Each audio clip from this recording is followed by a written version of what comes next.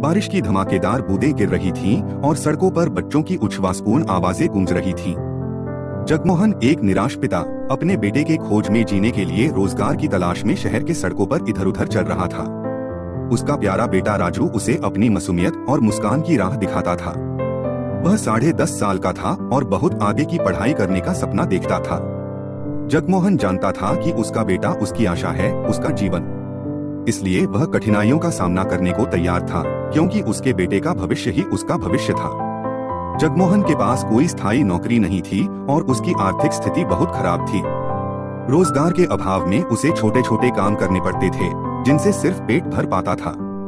लेकिन उसका दिल चाहता था कि उसके बेटे को एक अच्छी पढ़ाई और अच्छे आदर्शों का मंजर दिखाएं।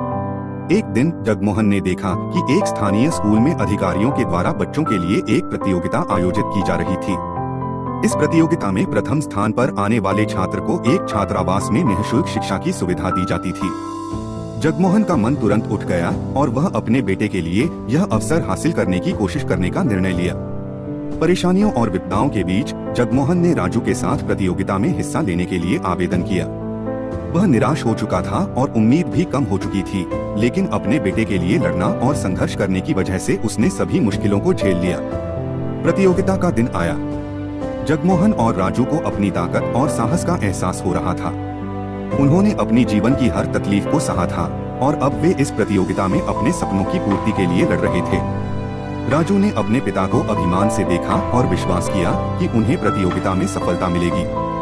सबका इंतजार खत्म हुआ और परिणाम घोषित कर दिया गया। जगमोहन को सबसे बड़ा चौंकाने वाला लगा जब पता चला कि उनका बेटा प्रतियोगिता में प्रथम स्थान प्राप्त कर चुका है। एक गर्व और खुशी की लहर जगमोहन के मन में उमड़ी। उसने देखा कि उसके लिए उसके बेटे की भविष्यवाणी सच हो रही है।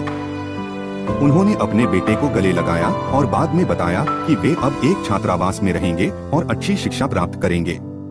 राजू ने अपने पिता की आंखों में आंखें देखी और अपने पिता के प्रेम और संघर्ष को समझा।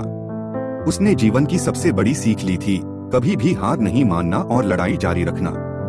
जगमोहन का संघर्ष और परिश्रम उसे अपने प्यारे बेटे का भविष्य देने का मूर्खता नहीं साबित कराया।